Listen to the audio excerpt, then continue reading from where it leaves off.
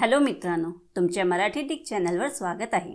मी तुम्हाला मराठी डिक चॅनलवर रोज नवीन इंग्रजी शब्द शिकवणार। तर चला समय नष्ट न करता आजच्या व्हिडिओमध्ये शिकूया इंग्रजी शब्द। समरी।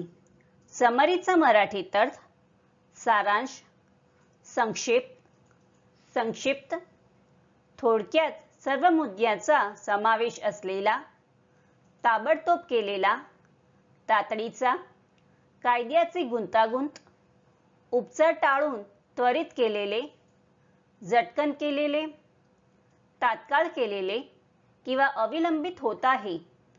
समरीला आपण वाक्यात प्रयोग करून बघूया।